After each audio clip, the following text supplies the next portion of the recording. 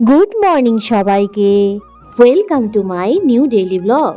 আজ সকাল সকাল ঘুম থেকে উঠেই দেখি বৃষ্টি পড়ছে, আর বৃষ্টি পড়লে আমার মনটা কেন জানি না ভালো হয়ে যায়। অনেকক্ষণ ধরে জানলা ধরে দাঁড়িয়েছিলাম, তারপরে ভাবলাম রান্নাটা বসিয়ে দেই। হাত মুখ ধুয়ে রান্নাটা আমি চাপিয়ে দিয়েছি। আজকে নিরামিষ রান্নাবান্না করব। একদিকে ভাত আর ডাল বসিয়ে দিয়ে আমি কিন্তু আবার চলে আসলাম বারান্দায়। টিনের চালে বৃষ্টি পড়ার শব্দটা কিন্তু আমার ভীষণ ভালো লাগে, আর বৃষ্টি পড়ার পরে গাছের পাতা এবং গাছগুলোকে দেখতে আমার ভীষণ ভালো লাগে। পরেই দেখো আমার ভাত কিন্তু কমপ্লিট হয়ে গেছে, আর এখানে আমি ব্ল্যাক কফি বানিয়ে নিলাম। সত্যি এই গরমের মধ্যে আমাদের গৃহিণীদের কিন্তু রান্না বান্না করতেই হয়। তো চলো তোমাদেরকে দেখিয়ে দিই আজকে আমি কি রান্না করলাম।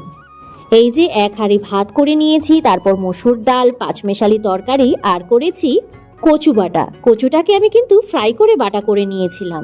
9টার মধ্যে কাজ সব কমপ্লিট, তারপরে এক্সারসাইজ সেরে এখন কিন্তু স্নান করে নিলাম। এবার ওপরে যাব ফুল আনার জন্য। আর ছাদে যাওয়ার পথেই কাজুর সঙ্গে দেখা হলো। কাজু কিন্তু আমাদের বাড়িতেই থাকে। তো চলো ছাদের থেকে ফুল, তুলসী পাতা, বেলপাতা সবকিছু পুজোর জন্য নিয়ে আসি। ফুল তোলা কমপ্লিট, আর এবার চলো তোমাদের একটা জিনিস দেখাই। এই দেখো ছাদের মধ্যে কিন্তু আমাদের এই ছোট্ট আম গাছটাতে 6-7টার মতন আম ধরেছে।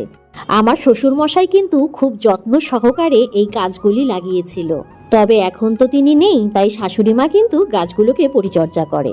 আর চলো তোমাদের আরেকটা জিনিস দেখাই।